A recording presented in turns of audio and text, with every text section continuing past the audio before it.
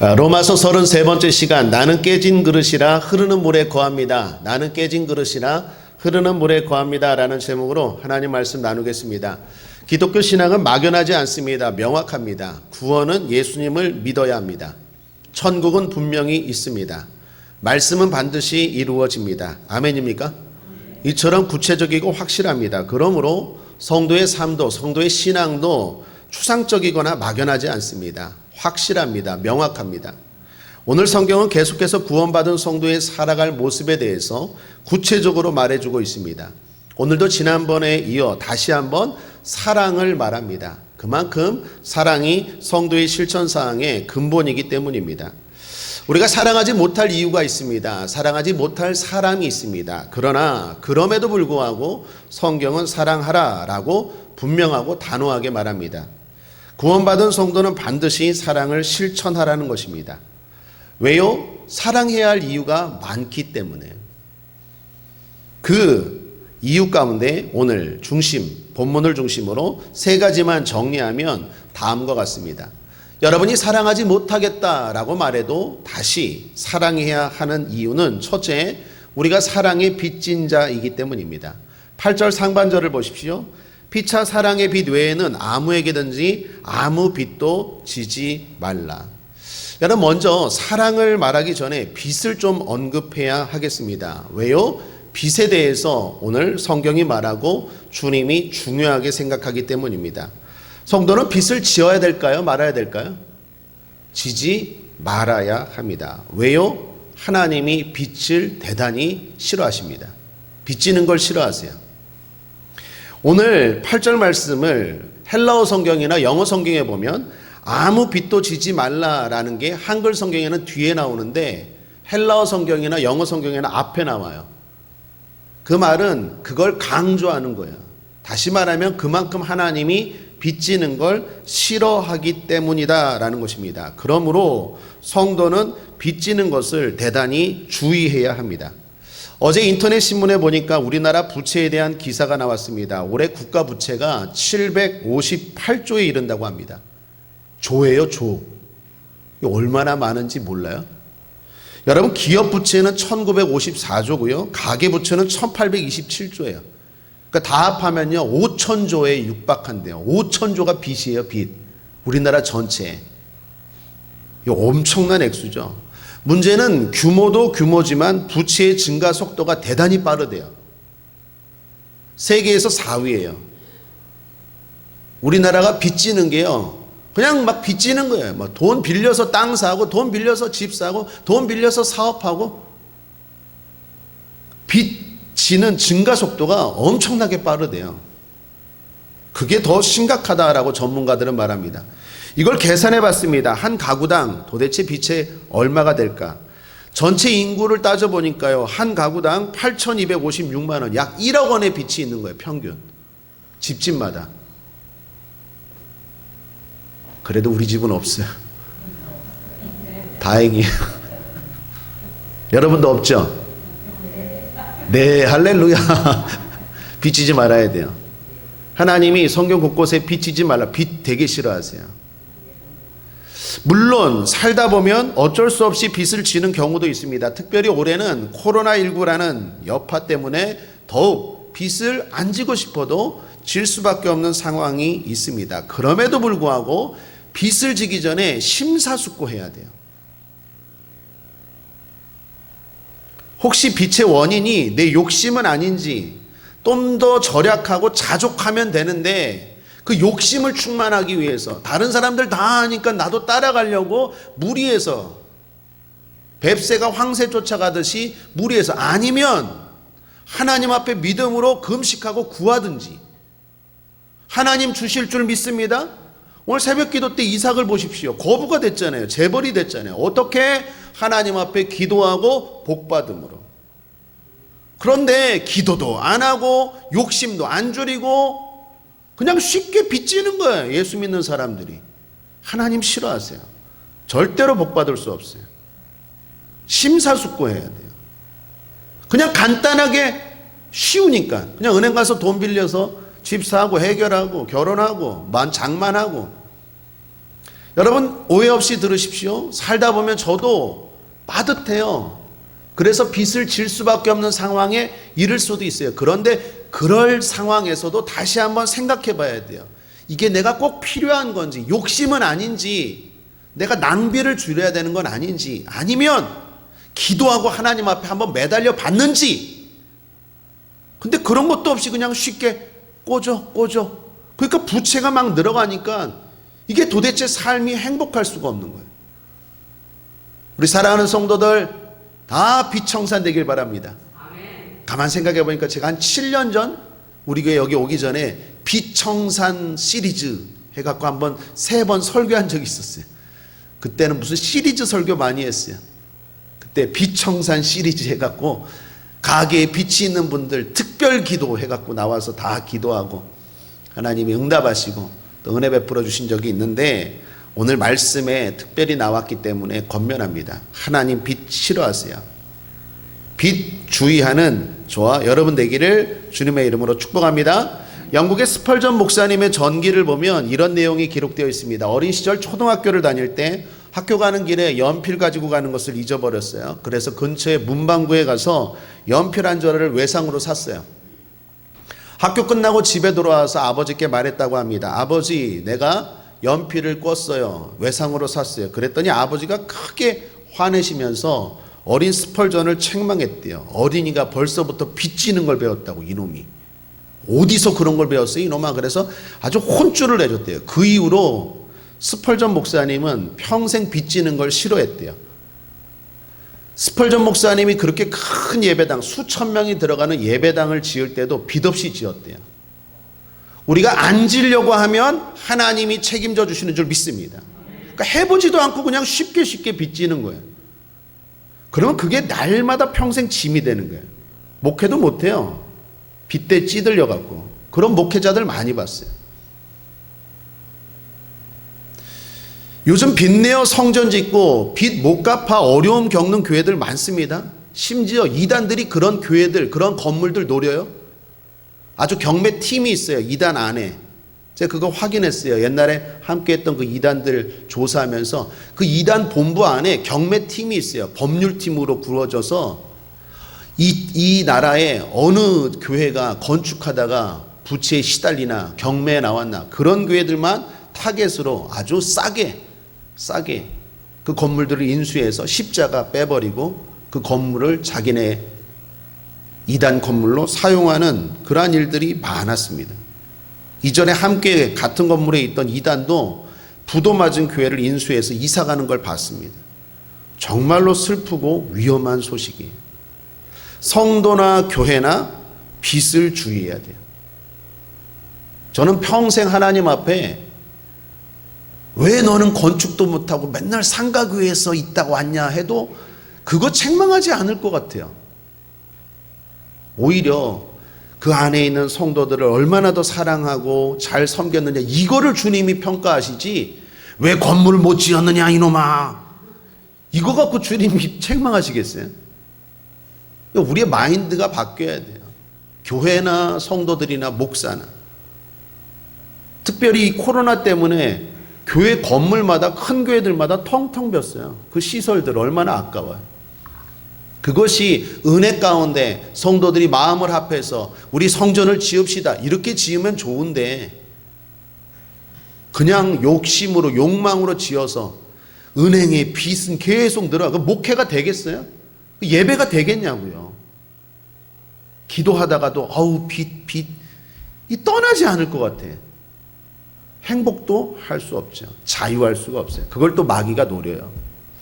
그러므로 사랑하는 여러분, 하나님이 빚지는 거 싫어합니다. 저와 여러분 주의하게 되길 바랍니다. 필요하면 구하십시오. 하나님 많이 갖고 계십니다. 모든 것의 주인이십니다. 우리에게 주실 줄 믿습니다. 필요하면 목숨 걸고 기도하고 응답받고 누리는 저와 여러분 되기를 주님의 이름으로 축복합니다. 이런 상황에서 오늘 성경은 성도가 사랑의 빚만 지라라고 말합니다. 그 말의 의미가 뭡니까? 우리가 예수님의 큰 사랑에 빚을 졌다라는 것입니다. 그 빚 다 갚을 수 없는 엄청난 빚이죠. 주님의 사랑으로 구원받았습니다. 주님의 사랑으로 천국 갑니다. 이거 갚을 수 있습니까? 절대로 죽었다 깨나도 못 갚아요. 이 빚만 성도는 지고 살아가라라는 이야기예요. 그 빚이 성도라면 다 있다라는 거예요. 그러므로 우리가 남을 사랑해야 될 이유는 충분합니다. 왜요? 내가 나 같은 죄인이 예수님의 사랑으로 구원받았기 때문에, 지금 죽어도 천국 가기 때문에. 그러므로 사랑해야 합니다. 때로는 우리보다 못난 사람, 때로는 악한 사람이 있을지라도 성경은 사랑하라라고 말합니다. 왜요? 다시 한번 말합니다. 우리가 사랑의 빚진 자이기 때문에. 두 번째입니다. 사랑은 율법의 완성이기 때문에 사랑해야 합니다. 9절 10절입니다. 간음하지 말라, 살인하지 말라, 도적질하지 말라, 탐내지 말라 한 것과 그 외에 다른 계명이 있을지라도 내 이웃을 내 자신과 같이 사랑하라 하신 그 말씀 가운데 다 들었느니라. 사랑은 이웃에게 악을 행치 아니하나니 그러므로 사랑은 율법의 완성이니라. 성도는 율법을 지켜야 합니다. 은혜로 구원받았다고 해서 율법과 상관없는 사람이 되는 게 아닙니다. 은혜로 구원받았다면 더욱 율법을 지켜야 합니다. 우리가 12장부터 지금 계속해서 믿음의 실천을 보고 있는데 다 명령형 아닙니까? 무슨 말입니까? 믿음으로 사는 삶은 오히려 율법을 더 지키고 실천해야 한다라는 것입니다. 우리에게는 십계명을 기본으로 해서 수많은 율법들이 있습니다. 그거 다 지켜야 합니다. 바리새인들은 자기들의 의를 세우기 위해서 지켰는데 하물며 하나님의 의가 사람들의 의보다 못합니까? 더하죠. 그러므로 성도는 더 율법을 지켜야 합니다. 그런데 사랑이 율법의 완성이라는 거예요. 사랑 안에 모든 율법이 다 들어있다라는 거예요. 그러므로 사랑해야 한다라는 거예요. 사랑을 실천할 때 하나님의 율법을 완성하고 하나님의 뜻대로 살아갈 수 있기 때문에 사랑하라라는 것입니다. 우리가 지난 주일 예배 때 한 여인이 옥합을 깨고 예수님께 향유를 부은 사건을 나누었습니다. 그 여인 율법에 대해서, 말씀에 대해서 잘 몰랐습니다. 대제사장들과 서기관들보다 모르죠. 예수님의 제자 가룟 유다보다도 훨씬 더 몰랐습니다. 그러나 하나 분명히 우리가 알았던 건 무엇입니까? 그 여인은 주님을 사랑했습니다. 그 사랑을 예수님은 엄청나게 인정하시고 칭찬하셨어요. 여러분, 왜 사랑해야 됩니까? 사랑이 율법을 완성케 하고 모든 율법을 이루는 것이 결국 사랑에 다 들어있기 때문입니다. 그러므로 사랑해야 합니다. 사랑할 때 주님이 인정해 주십니다. 사랑할 때 주님이 칭찬해 주십니다. 사랑해야 합니다. 주님을 사랑합시다. 그래서 교회를 사랑해야 돼요. 왜요? 주님의 몸과 지체이기 때문에. 주님을 사랑해야 됩니다. 그래서 여러분 주변에 지극히 작은 자 한 사람을 사랑해야 됩니다. 왜요? 그 사람에게 한 것이 나에게 한 것이라고 주님 말씀하시기 때문입니다. 오늘도 교회를 사랑하고 성도를 사랑하고 내 주변의 이웃들을 사랑하는 저와 여러분 되기를 주님의 이름으로 축복합니다. 우리 옆 사람 바라보고 한번 인사하겠습니다. 우리는 가족입니다. 당신은 최고입니다. 우리는 가족입니다. 당신은 최고입니다. 사랑합니다, 여러분. 사랑합니다, 여러분. 안수 집사님 특별히 나오셨는데 사랑합니다. 날마다 나오십시오. 할렐루야. 박수까지 뭐. 이러니까 나오셔야 돼요. 박수 받잖아요. 하나님의 축복도 받게 될 줄 믿습니다. 여러분 사랑합니다. 사랑해야 돼요. 그것이 주님이 우리를 축복하시고 인정하는 모습입니다. 자, 세 번째, 사랑은 재림을 준비하는 것이기 때문입니다. 주님 다시 오십니다. 그때가 점점 가까이 다가왔습니다. 11절을 보십시오. 함께 읽죠. 시작.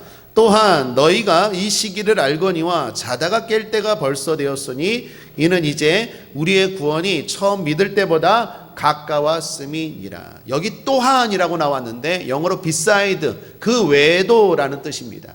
무슨 말입니까? 우리가 사랑해야 할 이유가 그 외에도 또 있다라는 거예요. 우리가 사랑해야 될 이유 두 가지 나누었죠. 우리가 사랑의 빚진 자이기 때문에, 주님의 사랑을, 엄청난 사랑을 받은 사람이기 때문에 사랑해야 됩니다. 뿐만 아니라 우리가 율법을 지키며 살아가야 되는데 그 율법을 완성케 하는 게 사랑이기 때문에 사랑해야 됩니다. 그 외에도 또 하나 중요한 이유가 있는데 무엇입니까? 천국을 준비하는 게 사랑이기 때문이에요. 여기서 사랑으로 살 때 천국을 준비하는 거예요. 주님 다시 오심을 준비하는 가장 확실한 것이 무엇입니까? 사랑이에요. 고린도전서에 보면 믿음, 소망, 사랑 중에 제일은 뭐라고요? 사랑이에요. 사랑이 왜 제일입니까? 영원하기 때문에 그래요. 사랑은 영원합니다. 사랑은 남아요. 그러므로 말미암아 여기서 사랑으로 실천하는 게 내가 천국을 준비하는 것이기 때문에 사랑하라라는 것입니다. 주님의 재림이 가까이 왔어요.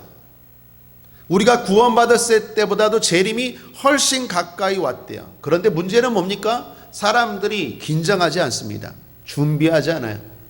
마태복음 25장에 보면 주님이 10처녀의 비유를 하십니다. 10명의 처녀가 나오는데 5명의 처녀와 5명의 처녀로 분류해요. 그러면서 한쪽은 한 부류는 슬기로운 처녀, 한쪽은 어리석은 처녀라고 말합니다. 두 부류의 차이가 뭡니까? 기름이에요. 기름. 25장 3절 4절에 보면 미련한 자들은 등을 가지되 기름을 가지지 아니하고 슬기 있는 자들은 그릇에 기름을 담아 등과 함께 가졌더니. 두 부류 다 등은 있어요. 등은. 무슨 말이에요? 주님 오신다는 건 다 알고 있어요. 재림이 있다라는 건, 내가 언제 죽는다라는 것, 그건 다 알고 있어요. 그게 등이 있다라는 거예요. 슬기로운 사람이나 미련한 사람이나 다 등은 있어요. 교회 다니면 다 재림이 있다는 건 믿어요. 교회 다니면 다 종말이 있다는 건 믿어요. 그런데 슬기로운 사람과 미련한 사람의 차이가 뭐예요? 기름이에요. 기름. 기름은 뭘 말합니까? 당장 온다고 생각하지 않아요. 온다는 거는 믿지만 에이 뭐 설마 오늘 오겠어? 그러니까 긴장하질 않아요. 대비하질 않아요. 준비하지 않아요. 주님이 언제 오십니까? 마태복음 24장 50절 함께 읽겠습니다. 24장 50절 시작. 생각지 않은 날 알지 못하는 시간에 그 종의 주인이 이르러. 주님이 언제 오십니까? 생각지 않은 날 알지 못하는 시간이에요. 그러니까 미련한 사람들은 온다는 거 알아요. 설교를 들어서 주님이 오십니다. 믿습니까? 아멘. 재림이 있습니다. 믿습니까? 아멘. 당신 오늘 죽을 수도 있습니다. 믿습니까? 아멘. 그러면서 준비는 안 해요. 아멘은 해놓고. 그 미련한 사람이에요. 슬기로운 사람은 어때요? 아, 그렇지. 내가 당장 오늘 죽을 수도 있지. 준비해야지. 믿음으로 살아야지. 사랑 실천해야지. 빨리 사랑해야지. 용서해야지. 풀어버려야지. 베풀어야지. 왜? 당장 죽으면 천국에서 그게 영원히 준비하는 거기 때문에. 저와 여러분 미련한 신앙인 되지 말고 슬기로운 신앙인 되기를 주님의 이름으로 축원합니다. 생각지 않은 날 갈 수 있어요. 그러므로 오늘 후회 없이 사랑하고 실천해야 돼요. 돈 가지고 가지 못합니다. 건강 가지고 가지 못해요. 명예, 인기 다 소용없어요. 그런데 사랑은 영원히 남아요. 내가 오늘 교회를 위해서, 주님을 위해서, 성도를 위해서, 이웃을 위해서 베푼 사랑은 주님이 다 기억하시고 영원히 그걸 통해서 우리를 축복하세요. 그래서 사랑해야 돼요. 오늘도 이 말씀이 진짜 마음에 와닿기를 주님의 이름으로 축원합니다. 그냥 귓등으로 또 듣고 귓등으로 흘리면 미련한 처녀 되는 거예요. 우리 국제하모니교회 성도들은 그렇지 않은 줄 믿습니다. 오늘날 세상에 방탕과 싸움, 시기살인 등이 가득합니다. 왜 그렇습니까? 근본적으로 사랑이 부족하기 때문입니다. 이거 해결하는 방법은 안 해야지가 아닙니다. 율법의 완성인 사랑을 비추는 것입니다. 그래서 어둠을 몰아내는 것이요, 사랑을 녹이는 것입니다. 그래서 썩고 부패한 세상을 온전케 하는 것입니다. 그 삶을 얼마나 살았는지 주님은 오셔서 평가한다라는 것입니다. 그러므로 오늘 우리가 해야 할 일은 성령 충만함으로 사랑의 삶을 사는 것입니다. 그것이 주님을 맞이하는 가장 복된 삶이요, 재림을 맞이하는 지혜로운 삶이요, 천국을 준비하는 복되고 지혜로운 삶인 줄 믿습니다. 자, 이처럼 사랑해야 할 이유는 충분합니다. 우리가 주님의 큰 사랑의 빛을 졌습니다. 그러므로 사랑해야 합니다. 우리가 지켜야 되는 율법의 완성이 사랑입니다. 그러므로 사랑해야 됩니다. 무엇보다 여기서 사랑을 해야 저 천국에서 주님이 축복하십니다. 그러므로 열심히 사랑으로 심어야 됩니다. 근데 문제는 잘 됩니까? 안 됩니다. 잘 안 돼요. 맞습니다. 알아도 잘 안 되고 들어도 잘 안 되고 깨달아도 잘 안 되고 어쩔 때는 그래 결단했어 해도 잘 안 돼요. 그죠? 이유는 알겠는데 솔직히 잘 안 됩니다. 이런 마음을 잘 표현한 복음성가가 있어요. 설교 준비하다가 두 개가 생각이 났는데 그 중에 하나가 낮엔 해처럼 밤엔 달처럼이라는 복음성가입니다. 가사를 여러분 보시면서 특별히 인터넷으로 예배드리는 분들은 유인물에 써놨으니까 가사를 생각하면서 아예 한번 불러볼까요? 한번 불러보죠.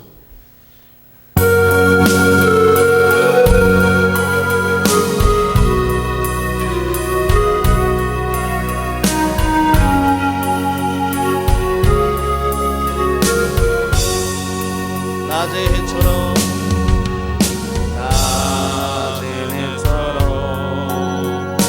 밤의 달처럼 그렇게 살 수 없을까.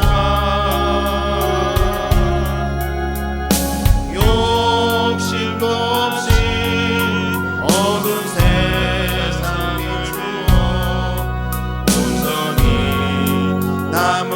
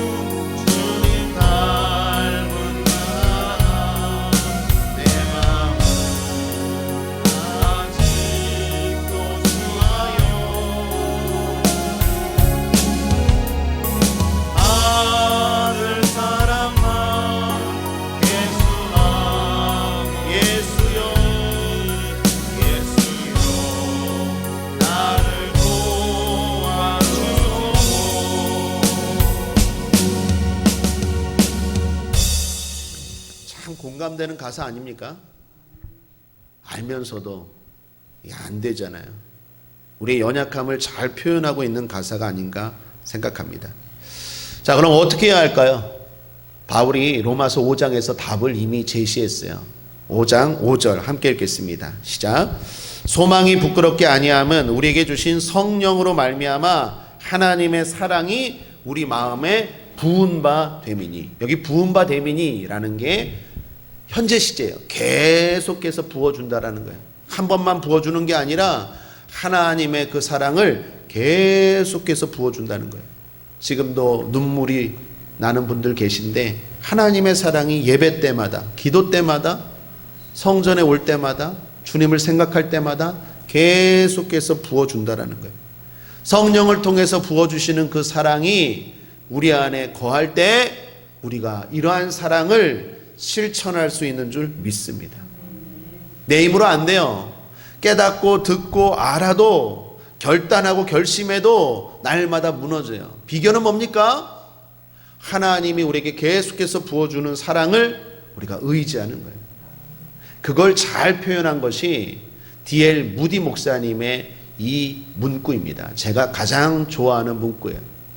나는 깨진 그릇이라서 흐르는 물에 거합니다. D.L. 무디 목사님이 제가 알기로 설교 때 사용한 문구예요. 주님은 토기장이고 우리는 그릇이라고 말하죠. 그런데 어떤 그릇입니까? 깨진 그릇이에요. 온전한 그릇이 아니에요. 목사가 되고 재직이 되고 신앙생활 오래 하고 훈련 받아도 여전히 깨진 그릇이에요. 온전한 그릇이 되어서 뭔가 채워져서 부어줘야 되는데 내가 깨진 그릇이에요. 그래서 어떻게 해요? D.L. 무디 목사님 말하는 거예요. 흐르는 물에 거합니다. 계속해서 부어주시는 그 사랑, 거기에 거하여서 그 힘으로 하나님 말씀을 실천하며 살아간다는 거예요. 흐르는 물이 어디입니까? 바로 이 자리인 줄 믿습니다. 그래서 날마다 예배해야 되고, 그래서 날마다 기도해야 되고, 그래서 날마다 주님 앞에 나와야 돼요. 왜요? 깨진 그릇이어서. 여러분 완벽한 그릇 아니죠? 깨진 그릇인 거 인정합니까? 그러면 계속 흐르는 물, 십자가의 보혈, 십자가의 사랑, 성령을 통하여 그 흐르는 물 앞에 이 자리에 나와야 돼요.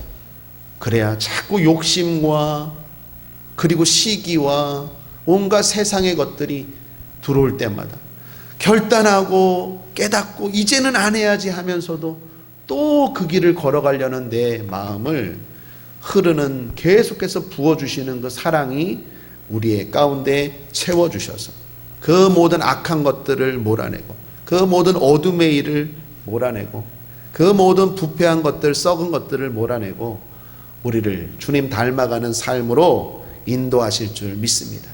그러므로 한번 따라하겠습니다. 나는 깨진 그릇이라서 흐르는 물에 거합니다. 아멘이십니까?